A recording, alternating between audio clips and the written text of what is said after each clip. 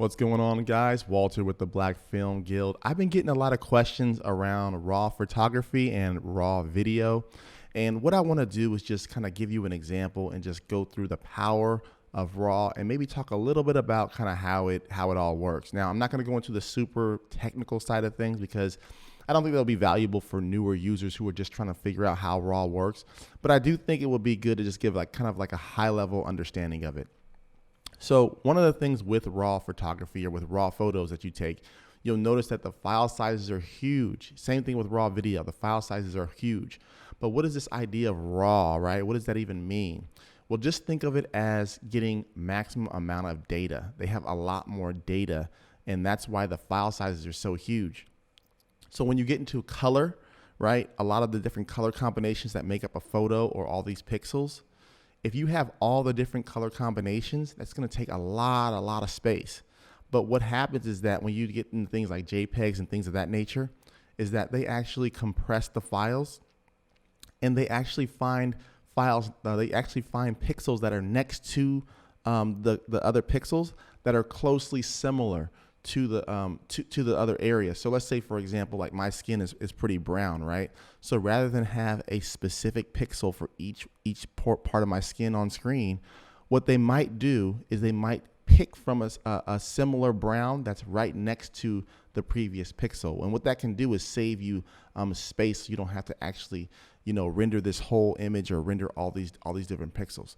So think about that when you think about how this all works. So what I want to do is give you guys an example of how raw photography works based on what I just said about how when you're in a raw file, it has all the different color combinations, so that way you can actually make those kind of adjustments, versus if it's a JPEG or something that's compressed, maybe like a video file that's compressed, it's gonna be pulling from similar color combinations, so that way you're not gonna be able to get that full kind of layout of all the different color combinations.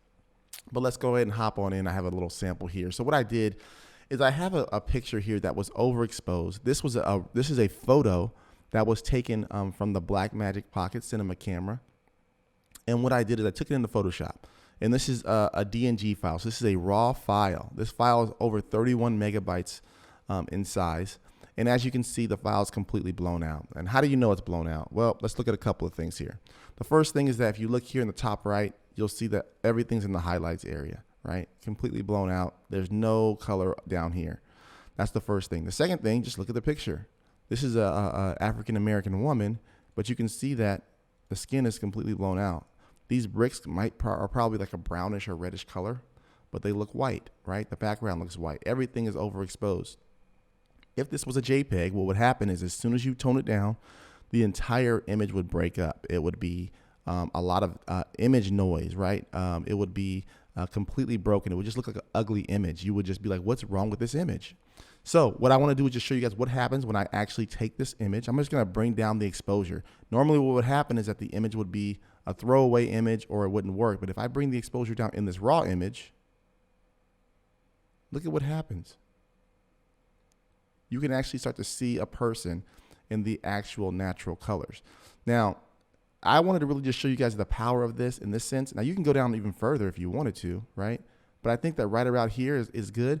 But even beyond this, you can actually bring down other things like the whites, right? And the shadows, right? See the highlights in the hair? You can bring those shadows down, right? You can even bring down some of the blacks.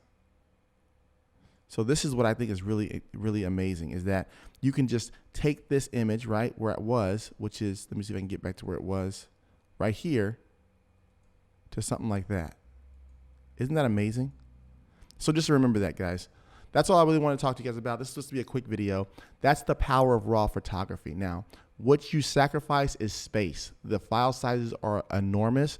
And what I would recommend that you do if you're in this space and you're shooting for paid work, if you're just starting to shoot out with paid work, if you're shooting on a professional camera, one of the requirements of a professional camera is that you have dual card slots, right? And that's one of the purposes, is that you can shoot on one file, you can shoot RAW, and on the other file, you can shoot JPEG. So that way you have one of each. Or if you want, you can shoot dual RAW. So that way the cards will fill up faster. However, you will be able to have one, you'll be able to have dual of RAW. So that way, if one card gets corrupted or doesn't work, you have a backup. So keep that in mind. Only you know what you need, and just think about those few things. If you're shooting RAW, large file size. If you're shooting JPEG, less file size, but you don't have as much flexibility in post-production.